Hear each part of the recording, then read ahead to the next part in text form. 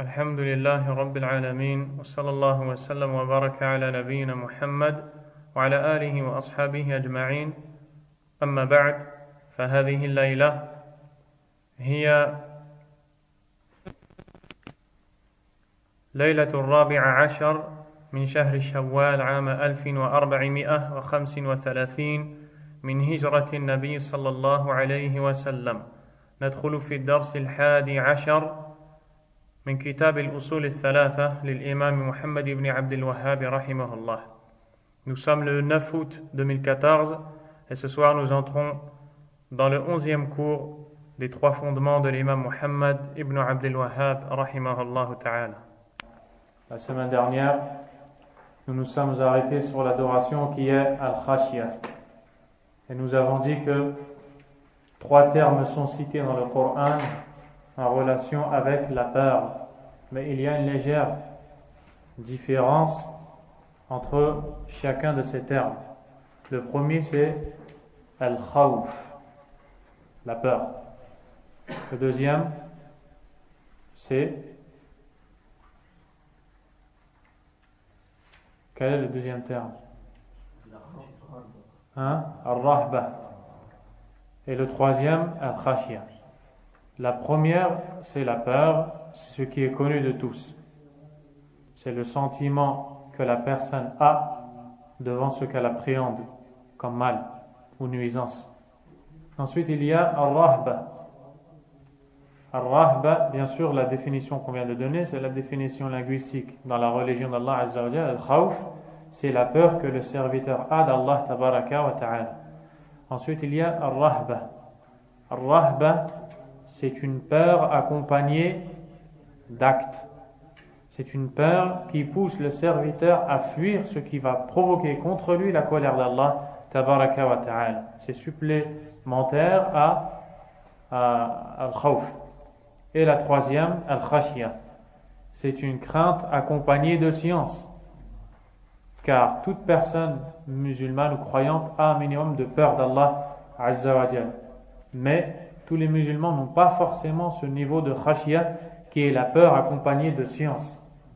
Et la peur accompagnée de science, c'est-à-dire de la connaissance d'Allah Azza wa Jalla, de ses noms, de ses attributs, de sa puissance, de ce dont il est capable. Et c'est pour cela qu'Allah Azza wa Jalla a dit dans le verset cité par le Cheikh Al-Uthaymin rahimahullah, innama yakhsha Allah min ibadihi al-ulama. Parmi ses serviteurs, seuls les savants le craignent véritablement. Et c'est ce sur quoi nous nous sommes arrêtés. L'auteur a dit wa dalilul inabati qawluhu ta'ala wa anibu ila rabbikum wa aslimu la. Et la preuve que le repentir est une forme d'adoration, et al-inaba n'est pas exactement le repentir. Il y a une légère différence. Mais pour l'instant, on va laisser cette traduction et ensuite on va la définir. La preuve que le repentir est une forme d'adoration est la parole d'Allah Tabaraka wa Ta'ala, ce qui veut dire repentez-vous à Allah, c'est plutôt et revenez tous repentant à Allah et soumettez-vous à lui, subhanahu wa ta'ala. Donc souvenez-vous que d'abord l'auteur a cité un certain nombre d'adorations qui sont légiférées par Allah subhanahu wa ta'ala, et ensuite il entre dans chacune de ces adorations qu'il a citées globalement en détail, et nous sommes maintenant dans les détails. Donc après qu'il ait cité qu'il fait partie des adorations d'Allah ce que l'on appelle al-inaba, dont on va voir le sens incha'Allah, il cite une parmi les preuves que cet acte est une adoration, et c'est ce verset que l'on retrouve dans Surat Al-Zumar, les groupes, qui veut dire et revenez tous à Allah repentant et soumettez-vous à lui. Le Cheikh Al-Uthaymin rahimahullah ta'ala nous définit al-inaba comme étant ar-ruju'u ila Allah bil-qiyam bi ta'atihi wa ijtinab ma'siyatihi. C'est le retour à Allah à travers l'accomplissement de ses ordres et le délaissement de ses interdits. C'est donc proche du repentir, de la tauba, Mais il y a quelque chose de plus que la tawbah, qui est de revenir avec les actes à Allah Azza wa Jal. La tawbah, le repentir, c'est le fait de délaisser le péché, de le regretter et de prendre la ferme décision de ne plus revenir à ce péché. L'inaba, ce dont nous sommes en train de parler, c'est proche de la tawbah, mais il y a quelque chose en plus. C'est le fait d'avancer vers Allah Azza wa Jal avec les bonnes actions et le délaissement des péchés. Donc quelqu'un qui commet un péché et qui fait un tawbah, on dira de cette personne qu'elle a fait tawbah quand elle a délaissé ce péché, elle l'a regretté et elle a pris la ferme décision de ne plus y retourner. Et si cette personne se met maintenant à redoubler d'efforts dans l'adoration d'Allah, on dira de cette personne qu'elle a fait al-inaba. Al-inaba est une adoration aimée d'Allah tabaraka wa ta'ala. Il y a quelque chose de plus, c'est le fait de s'en remettre à Allah et de revenir vers lui avec le cœur et le corps. Azza wa Jal. Allah a donc dit dans ce verset, repentez-vous à Allah et soumettez-vous à lui. C'est la traduction. Allah a dit wa anibu ila rabbikum wa aslimu la, ce qui veut dire et revenez repentant. D'ailleurs la traduction n'est pas correcte. Et revenez repentant vers votre Seigneur. Allahu Akbar. Et revenez repentant vers votre Seigneur et soumettez-vous à lui. Donc Allah tabaraka wa ta'ala non seulement nous ordonne de revenir à lui repentant, mais de se soumettre à lui. Cheikh Al-Uthaymin rahimahullah ta'ala a dit, et soumettez-vous à lui, c'est-à-dire soumettez-vous à ses commandements. Soumettez-vous à ses commandements. Subhanahu wa ta'ala. Pourquoi est-ce qu'il a bien précisé que ce qui est voulu ici, c'est la soumission à ses commandements religieux? Car les commandements d'Allah tabaraka wa ta'ala sont de deux catégories. Ou bien, la soumission à Allah tabaraka wa ta'ala est de deux catégories. La soumission à ses commandements religieux et la soumission à ses commandements qui relèvent de son décret. Allah Azza wa Jalla a décrété la mort à telle personne, la vie à un autre, l'épreuve à une autre, l'épreuve à telle personne, la pauvreté à telle personne, et ainsi de suite. Toutes ces choses-là sont des commandements d'Allah. Ils sont des décrets. Donc, il y a les commandements d'Allah Azza wa Jalla qui relèvent de son décret, et il y a les commandements d'Allah Tabaraka wa Ta'ala qui relèvent de ses ordres religieux. Quand Allah nous dit de se soumettre à lui, est-ce qu'il nous dit dans ce verset de ne nous soumettre à son décret, à son destin, ou bien ce qui est voulu à travers ce verset, c'est la soumission à ses ordres religieux, le halal et le haram? La réponse, la deuxième. Donc, Cheikh Al-Uthaymin, rahimahullah ta'ala, a cité que la soumission à Allah se divise en deux. Soumission à ses ordres religieux, soumission à ses ordres qui relèvent de son décret. Et c'est de ça que parle Allah Azza wa Jal dans le verset de Surat Ali Imran, le verset 83, quand il dit وَلَهُ أَسْلَمَ مَنْ فِي السَّمَاوَاتِ وَالْأَرْضِ طَوْعًا وَكَرْهًا وَإِلَيْهِ يُرْجَعُونَ.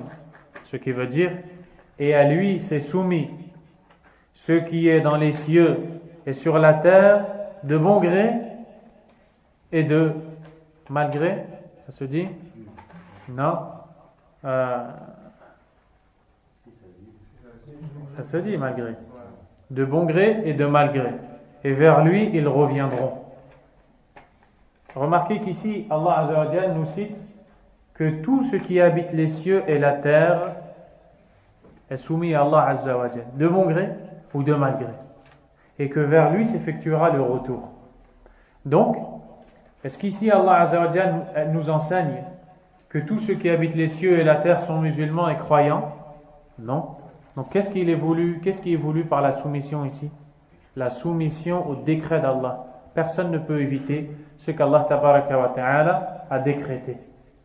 Mais dans le verset où Allah nous dit de se soumettre à lui, Il ne nous ordonne pas la première soumission dont nous venons de parler, où tout le monde est concerné, parce que ça c'est une chose qui est inévitable. Quand tu as faim, tu es obligé d'aller te nourrir, tu es soumis à ça, c'est inévitable. Pourquoi est-ce qu'Allah Azza wa Jal va t'ordonner une chose que tu fais inévitablement? Non, ce qui est voulu, c'est la soumission aux ordres d'Allah subhanahu wa ta'ala. Voici ce qui est al-inaba.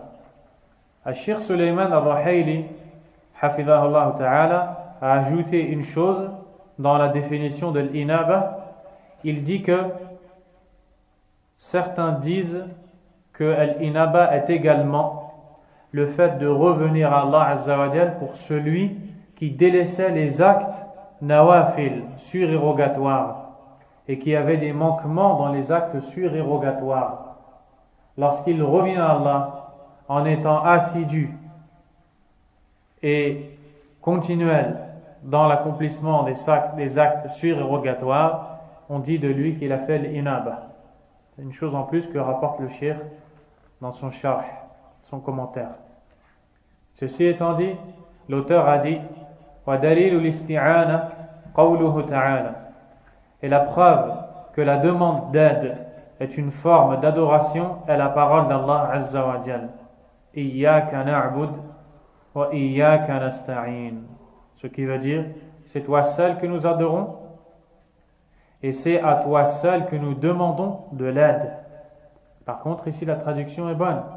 Et la traduction de ce verset que vous trouvez dans le Coran qui est à portée de nos mains, vous voyez, c'est toi seul que nous adorons et c'est à toi seul que nous demandons le secours. Cette traduction est fausse. Parce qu'on va le voir que la demande de secours n'est pas al-isti'ana, mais c'est al-istiratha.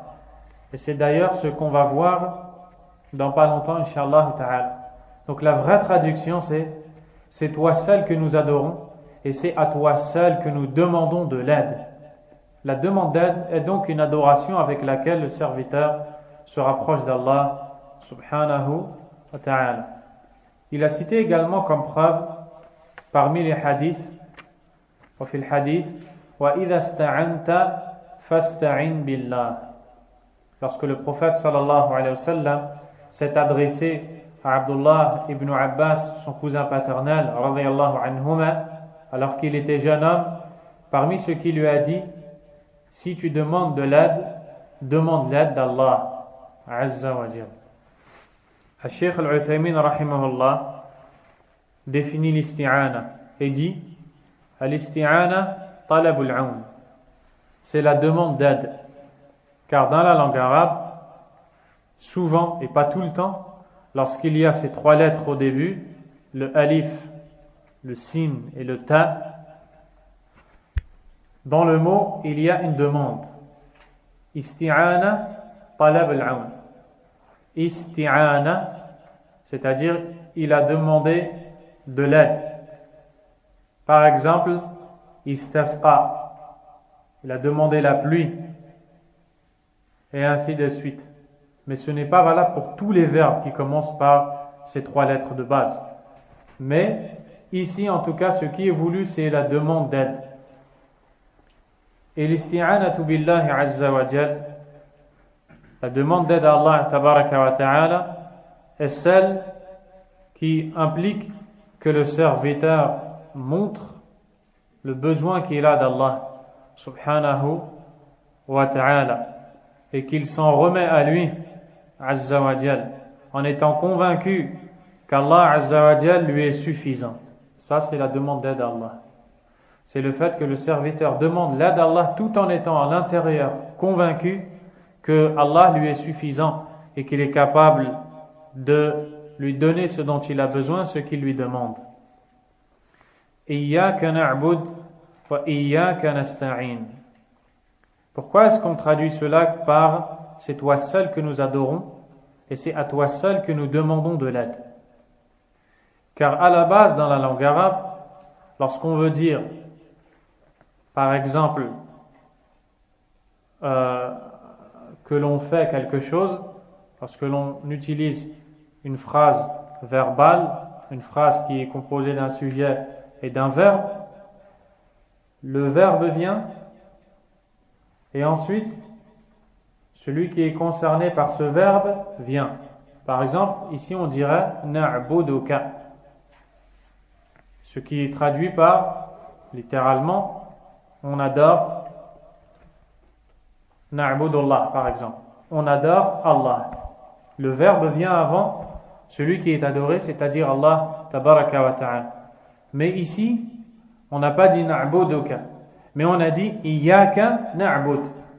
C'est toi que l'on adore. Donc on a fait passer le verbe après.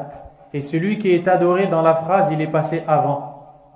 Et dans cette forme de phrase en arabe, ce qui est voulu, c'est de restreindre la chose citée à celui dont on parle. La chose citée, c'est l'adoration. Celui dont on parle, c'est Allah. Ce qui a été voulu ici, c'est de restreindre l'adoration à Allah et de dire que le seul que l'on adore, c'est Allah subhanahu wa ta'ala. Wa iyyaka nasta'in. Et c'est à toi que nous demandons de l'aide. Alors qu'à la base, on aura dit et on te demande de l'aide. Mais là, on a dit c'est à toi. Et ensuite, on a parlé de ce qu'on fait, qu'on demande de l'aide.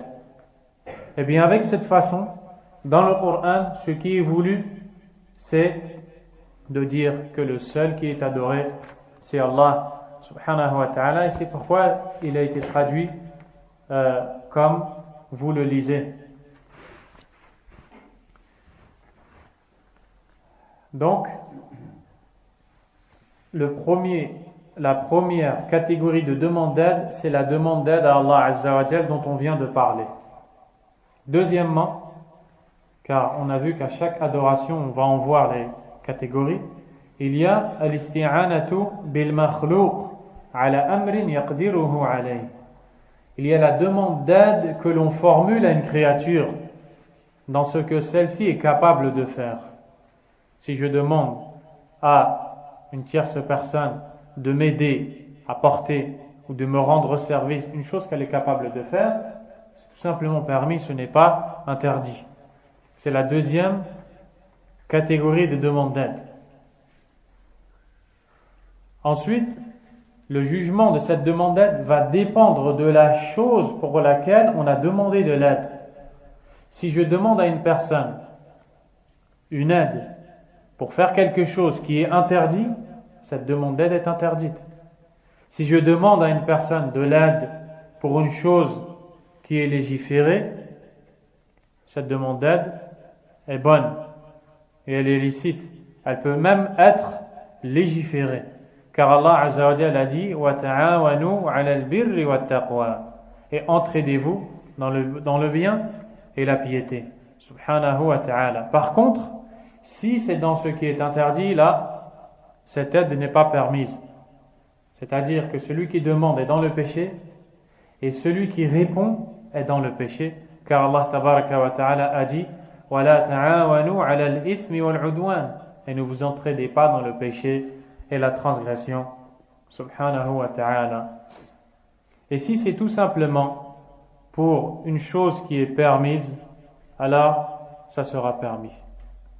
Troisièmement, la demande d'aide que l'on formule à une créature vivante, présente, mais incapable de nous donner cette aide. Comme de demander à quelqu'un qui est physiquement faible de porter quelque chose de très lourd. Cheikh Al-Uthaymin rahimahullah ta'ala a dit que c'est une futilité. C'est une chose futile. Tout simplement. Quatrièmement, la demande de l'aide aux morts ou aux vivants, la demande de l'aide aux morts, sans condition, ou bien aux vivants absents, dans ce qu'ils ne sont pas capables de faire. Cela est sans aucun doute de l'association du shirk, car on a demandé de l'aide à un mort ou à un vivant qui est absent et incapable qu'après avoir cru en lui certaines propriétés d'Allah tabaraka wa ta'ala. Donc celui qui va demander de l'aide à un mort, celui qui demande de l'aide à quelqu'un qui est enterré en pensant que celui-ci est capable de lui apporter de l'aide, ou bien à quelqu'un qui est vivant mais qui n'est pas là, qui est absent, comme on retrouve cela chez les adeptes du soufisme, qui implorent leur maître et leur demandent de l'aide, alors que ces derniers sont absents, et peut-être même que s'ils étaient là, ils ne pourraient leur fournir cette aide demandée. Sans aucun doute, cet acte relève de l'association du polythéisme, car la personne n'a formulé cette demande qu'après avoir cru en celui à qui elle a demandé de l'aide. Une chose qui n'est que chez Allah subhanahu wa ta'ala. Cinquièmement, le fait de demander, de rechercher de l'aide dans nos bonnes actions, c'est une chose qui est légiférée par Allah Azza wa Jal. Allah n'a-t-il pas dit wasta'inu bis-sabri was-salah, et rechercher de l'aide dans la patience et la prière, le verset 153 de Sourate Al-Baqarah. Et donc, voici les 5 catégories et jugements de l'isti'ana, de la demande d'aide. L'auteur a dit وَدَلِيلُ الْإِسْتِعَاذَةِ قَوْلُهُ تَعَالَى, et la preuve que la demande de protection,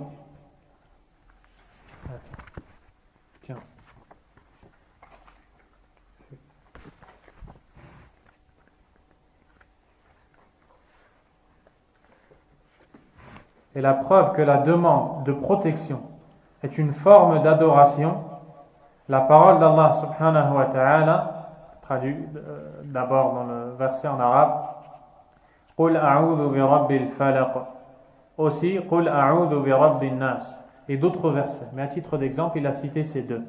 La traduction dit je cherche protection auprès du Seigneur de l'aube, et aussi dit je cherche protection auprès du Seigneur des âmes.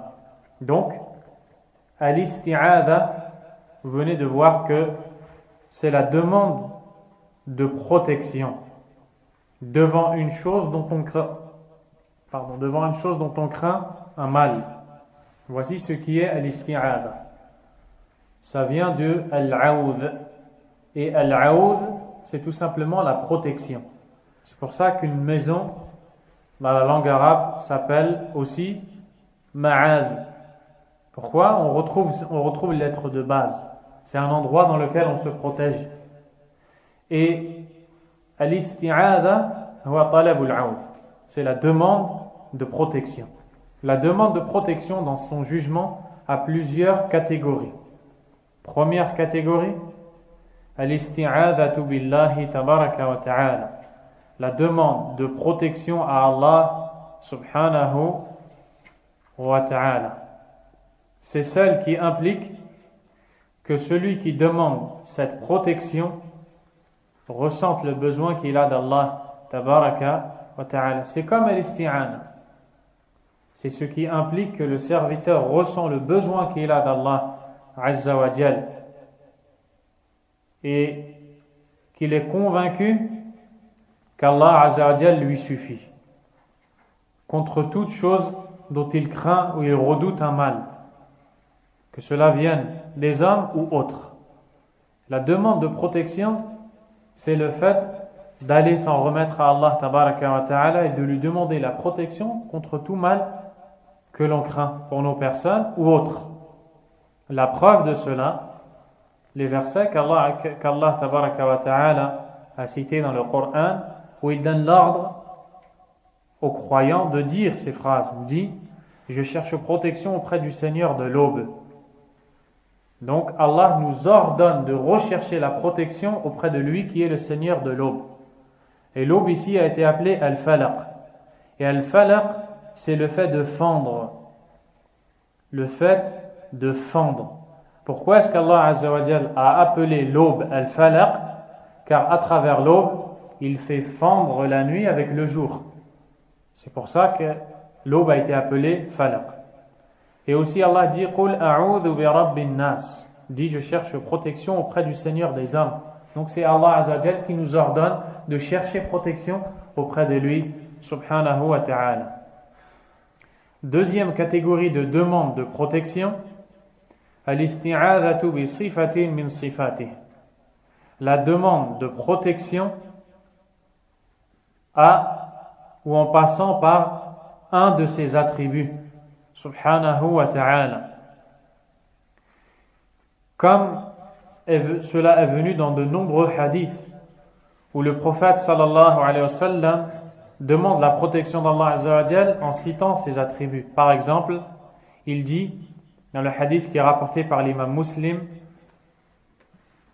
A'udhu bi kalimati Allahi tammati min sharri ma khalaq. L'imam Muslim rapporte selon Khawlatu bintu Hakim radiyallahu anha que le prophète sallallahu alayhi wa sallam a dit, Man nazala manzilan, celui qui fait halte dans un endroit, faqala a'udhu bi kalimati Allahi tammati min sharri ma khalaq, puis dit, je cherche la protection auprès des paroles parfaites d'Allah contre le mal de ce qu'il a créé, lam yadurrahu shay'un hatta yartahila min manzilihi dhalik. Aucune chose ne lui nuira jusqu'à ce qu'il quitte cet endroit où il a fait halte. Qu'est-ce que l'on retrouve dans ce verset, ce hadith?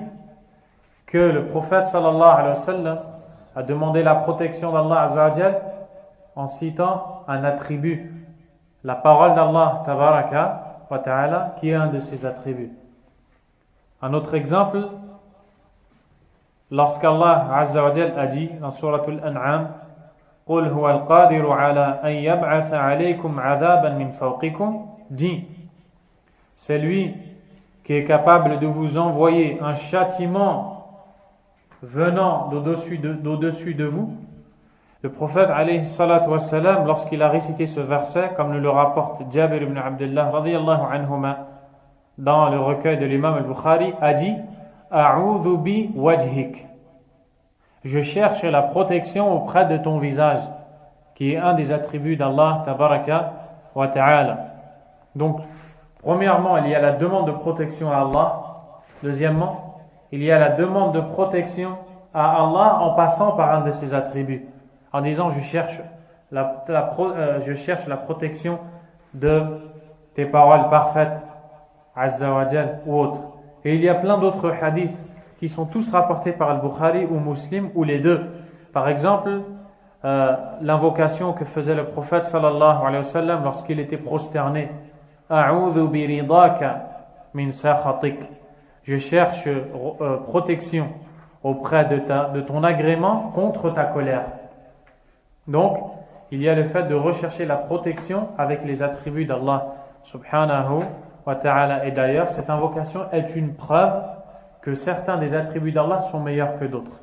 Car la colère est un attribut d'Allah et l'agrément est un attribut d'Allah. Et pourtant, tu cherches la protection contre la colère d'Allah auprès de l'agrément d'Allah subhanahu wa ta'ala. Je l'ai entendu dans le dars de Cheikh Abd al-Razzaq hafidhahullah. Et il y a plein d'autres exemples.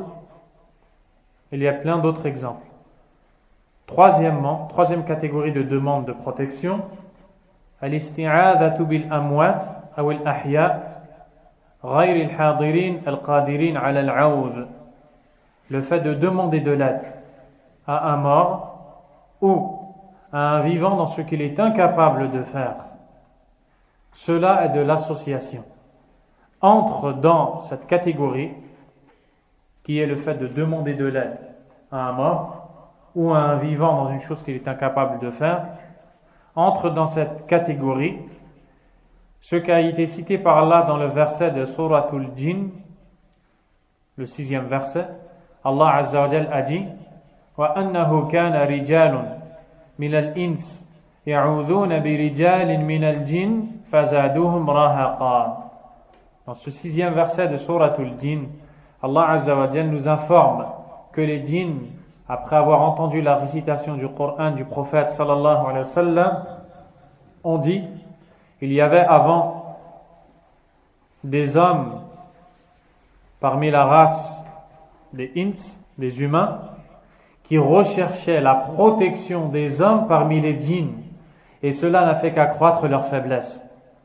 Et dans le tafsir de ce verset, on apprend que il y avait une époque où, à la Jahiliya, lorsque les voyageurs cheminaient pour se rendre vers un endroit et qu'ils traversaient une vallée dont ils craignaient le mal des djinns qui y vivaient, pour se protéger du mal des djinns de cette vallée qu'ils traversaient dans leur voyage, ils invoquaient le maître des djinns de cette vallée et ils disaient A'udhu bi sayyidi hadha al-qawm min sufaha'i qawmi. Je cherche la protection auprès du maître de ce peuple contre les faibles d'esprit de son peuple. Et donc, Allah Azza wa Jal nous parle de ces gens-là dans ce verset. Et cela n'a fait qu'accroître leur faiblesse. Pourquoi? Parce qu'ils ont demandé de l'aide à un autre qu'Allah Azza wa Jal dans une chose que seul Allah peut faire. Résultat, ils n'ont pas pu avoir cette aide qu'ils ont demandée, car seul Allah Azza wa Jal est celui qui accorde. Donc, ils ont commis du shirk de l'association Allah subhanahu wa ta'ala. Ou également, celui qui cherche la protection d'un mort. À titre d'exemple, dans une de ses interventions, le Cheikh Saleh ibn Abdul Aziz al-Sheikh, hafidhahullah, a dit qu'un jour dans un pays, parmi les pays musulmans, il y avait, ça c'est pour vous montrer que le shirk est présent dans la Ummah, malheureusement, il y avait un homme qui est monté à bord d'un taxi pour se rendre dans un endroit. Et il a négocié le tarif avec le chauffeur. Puis une deuxième personne est montée dans cette même voiture. Cette deuxième personne a assisté à une discussion entre le chauffeur et le premier qui est monté dans le véhicule. Il parlait du tarif. Le client essaie de négocier le prix. Le chauffeur jure, non pas par Allah Azza wa Jal, mais il jure par un mort qu'ils adorent en dehors d'Allah dans une tombe qu'ils visitent et autour de laquelle ils font at-tawaf, wal-'iyadhu billah. Ce qu'ils appellent le wali, le pieux, le saint, etc. Ils disent qu'il est tellement proche d'Allah qu'on passe par lui pour arriver à Allah, alors que c'est interdit formellement. Et donc le deuxième interpelle le chauffeur et lui dit tu viens de jurer par un autre qu'Allah. Et c'est une chose qui est interdite par Allah. Jure par Allah Azza wa Jalla et ne jure par personne d'autre que lui. Le chauffeur ne lui répond pas. Puis pendant la route, le deuxième entend le chauffeur répéter sans cesse Ostor, Ostor, Ostor. C'est-à-dire cache-nous, cache-nous. Mais en vérité, quand ils disent ça, ils veulent dire protège-nous, protège-nous. Arrivé à destination, l'homme descend de la voiture et lui dit je t'entends répéter sans cesse depuis longtemps Ostor, Ostor, protège-nous, protège-nous. Qu'est-ce que tu insinues par cela? Il lui dit j'ai juré par le saint de telle tombe et tu m'as interdit de le faire et j'ai eu peur qu'il nous atteigne d'un mal. Alors je lui ai demandé la protection. Ça c'est le shirk akbar pur et dur. Wal-'iyadhu billah. Et ce shirk-là, il est présent à grande échelle, non pas à petite échelle, à grande échelle dans nos pays. Wal-'iyadhu billah. Ils pensent que leur maître est capable d'apporter la protection, etc. Et dans de nombreux pays, par exemple, ce qu'on appelle la tariqa tijaniya, la confrérie soufie du Tijani, les adeptes de cette confrérie croient à leur gourou et ils croient en lui ce qu'ils ne doivent croire qu'en Allah subhanahu wa ta'ala. Et c'est pour cela que quand ils recherchent de l'aide, wal-'iyadhu billah, ils la demandent à leur gourou au lieu de la demander à Allah. Et le grand savant de la sunna, Muhammad Taqiyuddin al-Hilali, rahimahullah, un savant du Maroc, et qui a fini ses jours, ou qui a passé une longue partie de sa vie à Médine, où il a enseigné dans la mosquée du prophète sallallahu alayhi wa sallam, à un point ils lui ont proposé d'être l'imam de la mosquée, mais il a refusé, car il a conditionné de dire au minimum 10 fois Subhana Rabbil Azim et Subhana Rabbil A'la. Ils ont refusé parce que c'était trop long pour les fidèles. A écrit un livre qui s'intitule Al-Hadiyatul Hadiyah ila Ta'ifati Tijaniya, le présent offert à la confrérie Tidjani.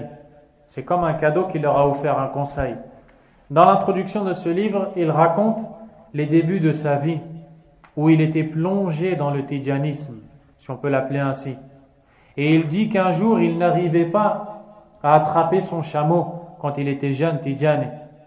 Et tellement qu'on lui avait inculqué la demande d'aide à Ahmad Tidjani, le gourou, il s'est mis à dire « Je n'arriverai à rattraper mon chameau que si j'implore Ahmad Tidjani ». C'est alors qu'il s'est mis à invoquer Ahmad Tidjani, lui demander de l'aide. Et il dit « Et je me suis rendu compte qu'il ne m'a jamais répondu, car je n'arrivais pas à rattraper ce chameau. » Et il raconte son repentir jusqu'à la fin, jusqu'à ce qu'Allah Azza wa Jal, subhanallah, a fait de lui un imam de la sunna. Allahu Akbar. Quoi qu'il en soit, le fait de demander de l'aide à un autre qu'Allah Azza wa Jal fait partie du shirk akbar, avec ce qu'on vient de citer comme condition. Ar-Rabi', la quatrième catégorie de demande d'aide, الاستعاذة بما يمكن العوذ به من المخلوقين من البشر أو الأماكن أو غيرها فهذا جائز. Le fait de rechercher de l'aide de la créature, d'une personne ou d'un endroit dans une chose qui est possible, cela est permis et ce n'est pas interdit.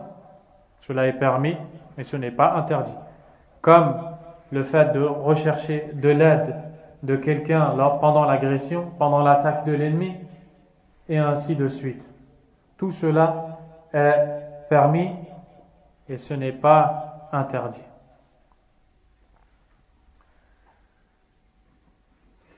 Et il y a beaucoup d'exemples qui sont cités tous dans Al-Bukhari et Muslim. Par contre, Cheikh Al-Uthaymin rahimahullah ta'ala a dit, si on demande de l'aide contre le mal d'un injuste, alors il est dans l'obligation à celui à qui on a demandé de l'aide d'accorder cette aide. Ici on parlait d'une aide qui est permise. Maintenant on parle d'une aide qui est obligatoire. Si on te demande de l'aide contre un injuste et tu es capable de fournir cette aide sera obligatoire selon la capacité. L'auteur a dit, rahimahullah ta'ala, wa dalilu l'istighatha qawluhu ta'ala. Et la preuve que la demande de secours est une forme d'adoration en est la parole d'Allah tabaraka wa ta'ala, idh tastaghithuna rabbakum fastajaba lakum. La traduction est lorsque vous imploriez le secours de votre Seigneur et qu'il vous exauça aussitôt. Et dans ce verset, Allah subhanahu wa ta'ala fait allusion à la demande de secours du prophète Muhammad sallallahu alayhi wa sallam pendant la bataille de Badr. Lorsque le prophète alayhi salatu wa sallam levait ses bras tellement haut que son vêtement sur ses épaules tombait au sol et Abu Bakr radiyallahu anhu le prenait et le remettait, il implorait, il demandait de l'aide à Allah azza wa jal jusqu'à ce qu'Allah lui a accordé cette aide en lui envoyant 1000 anges avec lesquels ils ont terrassé les kuffars, les ennemis d'Allah pendant la bataille de Badr. Donc ici, on nous parle de l'istiratha, la demande de secours. Quelle est la différence entre al-isti'adha, la demande d'aide, et al-istiratha, la demande de secours? Sofiane. La demande de secours, c'est quand on en a besoin tout de suite, c'est quand on est dans le problème. Et la demande d'aide, c'est la demande d'aide. Quand Quand on va en avoir besoin, mais pas dans l'immédiat. Donc avant. Naam. La demande d'aide, ou la demande, pardon. Naam. La demande d'aide, c'est lorsque l'on veut faire quelque chose. Avant de faire cette chose, on demande de l'aide d'Allah Azza wa Jalla et la demande de protection. On demande la protection à Allah contre une chose dont on craint le mal. Le mal ne nous a pas touchés. Mais on demande, avant que celui-ci ne nous touche, la protection d'Allah Azza wa Jalla. Ça, c'est la demande de protection. Et la demande de secours, c'est qu'on demande le secours d'Allah Azza wa Jal après que le mal nous ait touchés. Alaykoum salam. Vous avez compris? Donc, c'est comme si on demande la même chose, mais la première c'est avant, pour s'en préserver, et la deuxième c'est après que le mal nous ait touchés, pour s'en éloigner. Et c'est al-istighatha, la demande de secours, talabul ghawth. Celle-ci a plusieurs catégories également. Première catégorie de demande de secours, c'est vous qui allez me la dire. Tafaddal. La demande de secours auprès d'Allah subhanahu wa ta'ala. Et sans aucun doute, elle fait partie des actes les plus aimés d'Allah azza wa jal. Pourquoi? Parce que celui qui demande secours à Allah ne lui a demandé secours en vérité qu'après avoir eu la croyance en la puissance d'Allah, qu'après avoir eu la croyance qu'Allah azza wa jal est capable, peu importe la situation, de lui apporter le secours. Donc, c'est une immense adoration qu'Allah azza wa jal aime. Et le Cheikh Al-Uthaymin rahimahullah a d'ailleurs cité l'explication de ce verset que vous venez d'entendre. Deuxièmement, deuxième catégorie, la demande de l'aide à un autre qu'Allah, la demande de secours à un autre qu'Allah, particulièrement à un mort ou un vivant incapable. Exactement. Et cela est c'est du shirk, c'est de l'association, de demander le secours à un mort. Et toutes ces choses-là, les gens qui suivent le soufisme le font. Demande d'aide à un mort, demande de protection à un mort, demande de secours à un mort. Wal'iyadhu billah.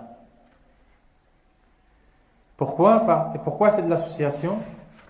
Parce que celui qui le fait ne le fait qu'après avoir cru en s'est imploré des choses qu'on ne doit croire que chez Allah azza wa jal, la puissance, le fait qu'il entende la demande, le fait qu'il connaisse ta situation et bien d'autres choses encore. Et Allah subhanahu wa ta'ala a dit dans le Coran: Amma yujibu al-mudtarra idha da'ah wa yakshifu as-su' wa yaj'alukum khulafa al-ard a ilahum ma'a Allah qalilan ma tadhakkarun. Surat an-Naml, les fourmis, dans le verset 62, Allah tabaraka wa ta'ala dit ce qui veut dire le sens global du verset: qui d'autre que lui répond à l'appel de l'angoissé quand il invoque? Donc l'angoissé, qu'est-ce qu'il fait? Il demande le secours d'Allah subhanahu wa ta'ala. Et Allah dit: qui d'autre que lui répond à l'appel de l'angoissé quand il invoque, qui dissipe le mal et qui fait de vous des successeurs sur la terre? Puis Allah dit immédiatement après: y a-t-il une autre divinité avec Allah azza wa jal? Mais vous vous rappelez très peu. Troisième catégorie de demande de secours, la demande de secours aux vivants dans ce qu'ils sont capables d'apporter comme secours. Quel est le jugement de cette demande, Ahmed? Cette demande est permise. La preuve en est le verset 15 de Surat Al-Qasas, les récits, où Allah Azza wa Jal nous récite l'histoire du prophète Moussa alayhi salam, lorsque un homme de sa tribu a été agressé par un homme d'une autre tribu. Il lui a demandé secours, Moussa lui a apporté secours. Allah Azza wa Jal a dit: فَاسْتَغَاثَهُ الَّذِي مِنْ شِيعَتِهِ عَلَى الَّذِي مِنْ عَدُوِّهِ فَوَكَزَهُ مُوسَى فَقَضَى عَلَيْهِ. Celui de son parti ou de sa tribu lui a demandé le secours contre son ennemi. Moussa lui a asséné un coup de poing avec lequel il l'a tué.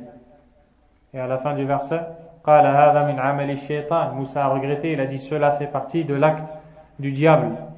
Donc, on voit qu'il est permis de demander le secours à quelqu'un s'il est capable d'apporter ce secours demandé. Quatrièmement, الاستغاثة بحي غير قادر من غير أن يعتقد أن له قوة خفية مثل أن يستغيث الغريق برجل مشلول فهذا لغو وسخرية بمن استغاث به فيمنع منه لهذه العلة ولعلة أخرى وهي الغريق ربما اغتر بذلك غيره إلى آخر ما قال رحمه الله تعالى. Quatrièmement, c'est le fait de demander.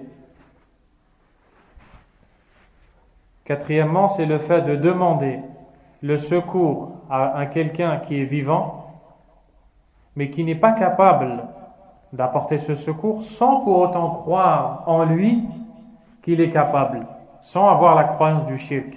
Quel est le jugement de cela? Comme quelqu'un qui est sur le point de se noyer et demande à un handicapé, une personne qui n'est pas apte à lui apporter secours, de lui apporter secours. Cela est une moquerie. C'est une moquerie à l'encontre de la personne incapable de lui apporter ce secours et ce n'est pas permis. Et avec cela, on a fini avec al-istighatha, la demande de secours.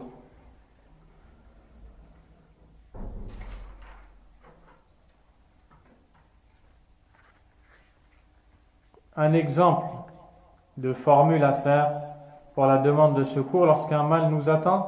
Lorsqu'un mal nous atteint, il n'y a pas de formule.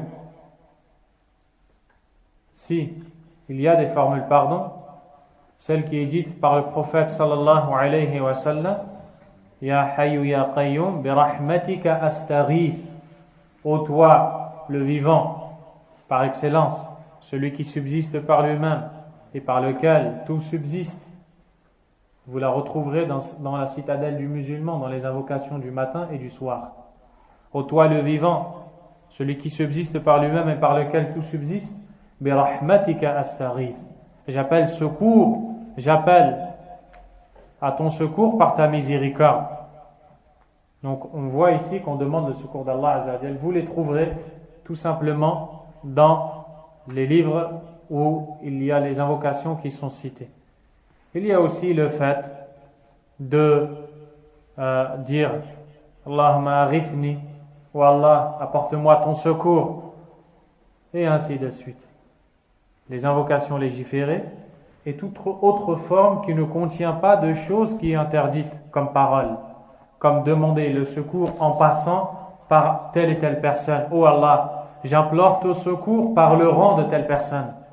Ça c'est une bid'a. C'est un acte d'innovation. Le fait de demander le secours d'Allah en passant par telle et telle chose. Taïb. L'auteur a dit وَدَلِيلُ الذَّبْحِ قَوْلُهُ تَعَالَى. Et la preuve.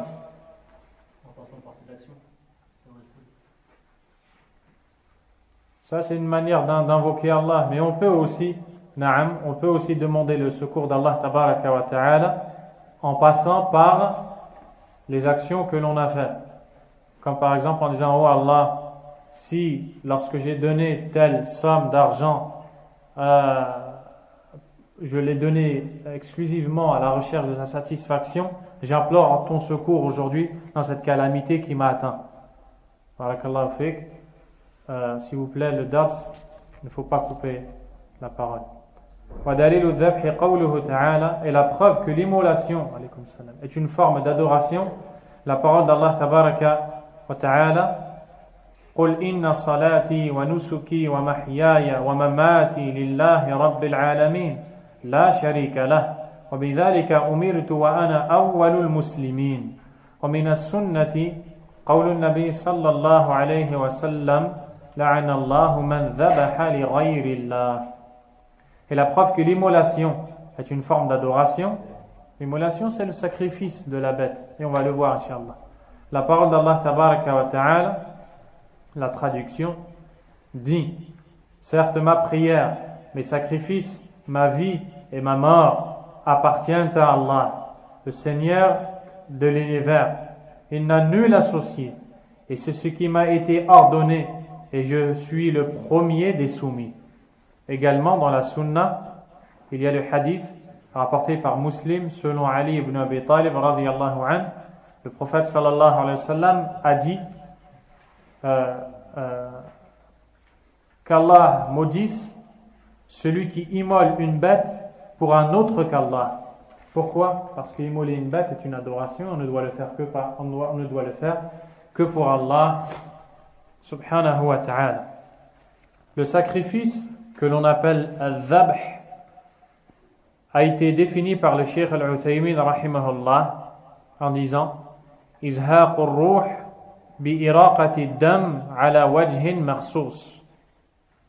C'est le fait de sacrifier une âme en faisant couler son sang d'une manière particulière. Particulière parce que on ne peut pas le faire n'importe comment. On doit trancher la gorge, on ne doit pas mettre un coup de couteau par exemple dans le ventre de la bête. Donc il y a une manière particulière, légiférée. C'est le fait de sacrifier une bête en faisant couler son sang d'une manière particulière. Ça c'est al-dhabh. Al-Sheikh al-Uthaymin rahimahullah ta'ala a dit que al-dhabh, l'immolation, a plusieurs formes. La première, an yaqa'a ibadatan bi an yuqsad bihi ta'zim al-madhbuh lahu wa at-tadhallul lahu wa taqarrub ilayhi fa hadha la yakunu illa lillahi ta'ala على الوجه الذي شرعه الله تعالى وصرفه لغير الله شرك أكبر والدليل ما ذكره الشيخ رحمه الله. La première façon, ou la première catégorie si on peut le dire comme ça, c'est le fait de sacrifier une bête en ayant pour but la vénération de celui pour qui on a sacrifié, qui ne doit être qu'Allah bien sûr subhanahu wa ta'ala. Et sachez que le sacrifice de la bête fait partie des actes les plus méritoires financiers. Les actes financiers les meilleurs chez Allah Azza wa Jal, comme l'a dit Cheikh al-Islam Ibn Taymiyyah rahimahullah ta'ala. Et le fait de faire couler le sang de la bête pour Allah Azza wa Jal est une chose aimée d'Allah. Donc si la personne le fait en ayant pour but de vénérer celui pour qui elle a sacrifié cette bête, sans aucun doute, c'est une adoration qui ne doit être vouée qu'à Allah subhanahu wa ta'ala.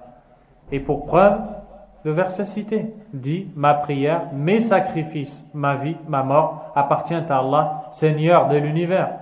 Il n'a nul associé. C'est ce qu'il m'a été ordonné et je suis le premier des soumis.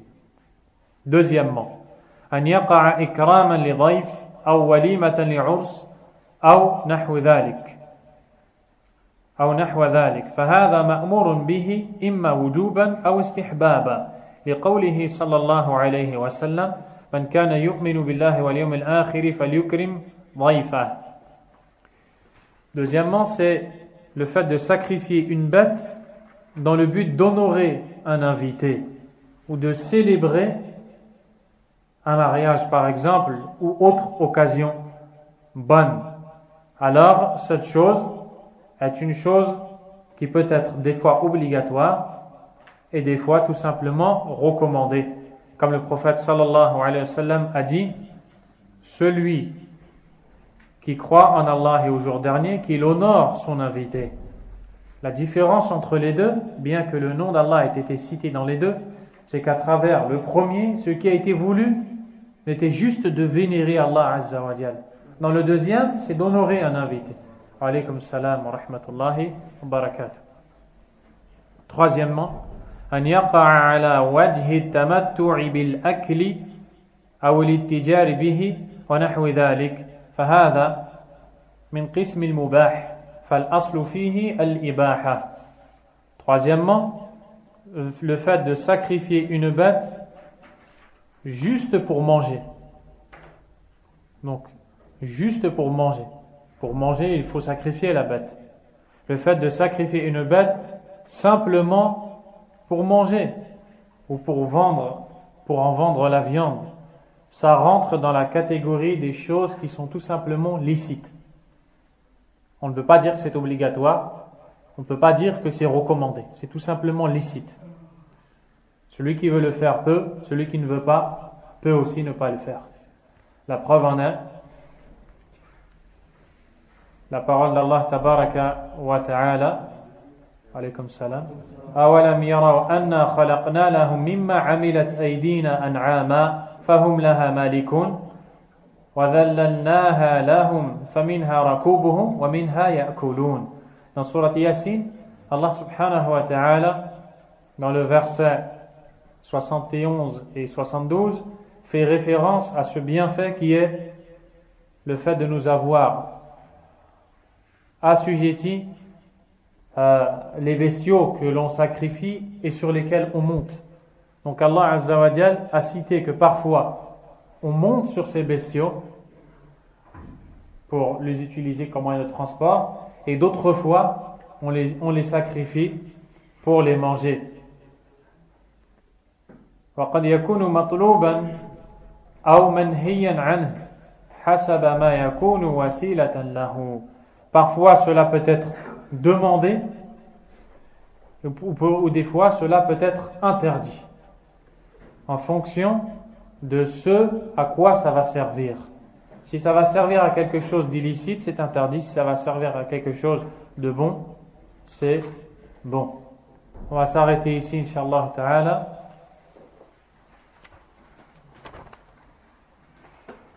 Ou bien on va juste terminer celui-ci, la dernière. L'auteur a dit وَدَلِيلُ النَّذْرِ قَوْلُهُ تَعَالَى. Et la preuve que le vœu est une forme d'adoration est la parole d'Allah subhanahu wa ta'ala يُوفُونَ بِالنَّذْرِ وَيَخَافُونَ يَوْمًا كَانَ شَرُّهُ مُسْتَطِيرًا. C'est-à-dire, ils sont fidèles à leurs vœux et ont peur d'un jour à venir durant lequel de grands malheurs se répandront. Le vœu est une adoration avec laquelle le serviteur se rapproche d'Allah subhanahu wa ta'ala. Le Cheikh Al-Uthaymin rahimahullah ta'ala va parler du vœu et va dire, d'abord il cite le même verset que l'auteur a cité et il dit que Allah subhanahu wa ta'ala a vanté les mérites de ces gens car ils ont respecté, ils ont été fidèles à leurs vœux. Ils ont été fidèles à leurs vœux et cela montre que c'est une chose qu'Allah Azza wa Jal aime. Et Allah n'aime que ce qui est une adoration. Cheikh a dit وَاعْلَمْ أَنَّ النَّذْرَ الَّذِي امْتَدَحَ اللَّهُ تَعَالَى هَؤُلَاءِ الْقَائِمِينَ بِهِ هُوَ جَمِيعُ الْعِبَادَاتِ الَّتِي فَرَضَهَا اللَّهُ عَزَّ وَجَلَّ.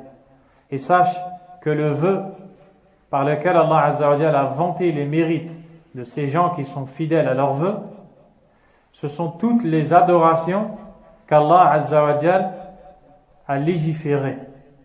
فإن العبادات الواجبة إذا شرع فيها الإنسان فقد التزم بها. Car toutes les adorations qui sont obligatoires, lorsque l'homme commence à les entreprendre, il est dans l'obligation de les compléter et de les terminer. Puis il cite en preuve la parole d'Allah Azza wa Jal وَلْيُوفُوا نُذُورَهُمْ, et qu'ils soient fidèles à leurs vœux. Ensuite le cheikh dit وَالنَّذْرُ الَّذِي هُوَ إِلْزَامُ الْإِنسَانِ نَفْسَهُ بِشَيْءٍ مَا أَوْ طَاعَةٍ لِلَّهِ غَيْرِ وَاجِبَةٍ مَكْرُوهٍ. Quant au vœu, et c'est ce vœu-là qui est cité par beaucoup de ceux parmi les savants qui ont commenté al-usul al-thalatha, ils ont dit que le vœu, c'est le fait qu'un individu s'impose de faire une chose dans le but de se rapprocher d'Allah Azza wa Jal avec une formule. Par exemple, une personne va dire pour Allah, je m'oblige à jeûner le lundi et le jeudi pendant 3 semaines. Dès qu'il a dit cette parole, il est dans l'obligation de jeûner le lundi et le jeudi pendant 3 semaines. Parce qu'il a fait un vœu, un nadhr. Il est dans l'obligation. Le prophète sallallahu alayhi wa sallam a dit Man nadhara an yuti'a Allah falyuti'hu. Celui qui a formulé le vœu d'obéir à Allah, qui lui obéisse. C'est-à-dire que si tu t'es imposé une chose, à condition que tu l'aies formulé avec ta langue, tu as dit pour Allah Azza wa Jal, je vais m'obliger à jeûner lundi et jeudi, comme ça, ce jeûne te deviendra obligatoire. Et Cheikh Al-Uthaymin rahimahullah a dit ça peut être une obligation ou une chose qui n'est pas obligatoire. Ça veut dire que si tu dis par exemple pour Allah, je dois prier à Dhuhr à l'heure, ça c'est une obligation, eh bien Cheikh Al-Uthaymin rahimahullah dit qu'il y aura une double obligation, l'obligation de la prière et l'obligation de respecter ton vœu. Et d'autres savants, quand ils ont défini le vœu, ont dit on n'entre pas les choses obligatoires dedans parce que déjà de base elles sont obligatoires. Ala kulli hal, Cheikh Al-Uthaymin rahimahullah ta'ala a dit que le vœu, et la question du nadhr, du vœu, est une question problématique chez les gens de science, puisqu'ils ont dit que le vœu est détestable, mais être fidèle au vœu est une obligation. Et après, ça a posé problème à certains savants, puisqu'ils ont dit en aucun cas une adoration peut être détestable. Et de là, certains ont dit que le vœu qui est détestable, c'est le vœu qui est conditionné, car le vœu il se divise en deux. Al-nadhr al-mutlaq, le vœu absolu, inconditionné. Celui qui dit pour Allah, je m'oblige de jeûner lundi et jeudi. Ils disent ce n'est pas ça qui est détestable. Ce qui est détestable, c'est le vœu conditionné. Si Allah me guérit, il met cette condition. Je m'oblige de jeûner lundi et jeudi. Ils disent que là c'est détestable, parce que c'est comme si qu'il adore Allah que si Allah lui donne. Subhanahu wa ta'ala. Et certains savants ont dit que c'est interdit. Car le prophète sallallahu alayhi wa sallam a interdit. Le prophète alayhi wa sallam a interdit le vœu et a dit innahu la ya'ti bi khayr wa innama yustakhraju bihi min al-bakhil. Cette chose n'apporte pas de bien, mais elle ne provient que de quelqu'un d'avare. Certains savants, comme je vous l'ai dit, ont appliqué ce hadith sur le vœu absolu et le vœu conditionné. D'autres ne l'ont appliqué que sur le vœu qui est conditionné. Le Cheikh a dit وَمَعَ ذَلِكَ فَإِذَا نَظَرَ الْإِنسَانُ طَاعَةً لِلَّهِ وَجَبَ عَلَيْهِ فِعْلُهَا. Et avec cela, si l'individu s'impose une chose pour Allah, il est dans l'obligation d'être fidèle à son vœu, car le prophète sallallahu alayhi wa sallam a dit Man nadhara an yuti'a Allah falyuti'hu. Celui qui a fait le vœu d'obéir à Allah, qu'il le fasse. والخلاصة أن النذر يطلق على العبادات المفروضة عموما ويطلق على النذر الخاص وهو إلزام الإنسان نفسه بشيء لله عز وجل وقد قسم العلماء النذر الخاص إلى أقسام ومحل بسطها كتب الفقه. Et il termine en disant que le résumé est de dire que on peut vouloir à travers le vœu toute forme d'adoration. Ou bien, on peut vouloir à travers le vœu cette adoration spécifique qui est le fait qu'un individu s'impose une chose pour se rapprocher d'Allah subhanahu wa ta'ala. Quoi qu'il en soit, le fait de se montrer fidèle devant le vœu est une obligation. Et en ce qui concerne les détails sur le vœu, sur ses conditions, sur l'expiation de celui qui a formulé un vœu et qu'il n'a pas respecté, tout cela se trouve dans les livres de fiqh. Ici, ce qui est voulu, c'est l'acte en lui-même en tant que ibadah. Est-ce qu'on peut le vouer à un autre qu'Allah ou non? C'est ça qui est voulu. On s'arrête ici, inshallah ta'ala, et on a fini avec le premier asl, le premier fondement qui est la connaissance d'Allah subhanahu wa ta'ala. Wallahu a'lam. Sallallahu wa sallam wa baraka ala nabiyyina Muhammadin wa ala alihi wa ashabihi ajma'in. سبحانك اللهم وبحمدك أشهد أن لا إله إلا أنت أستغفرك وأتوب إليك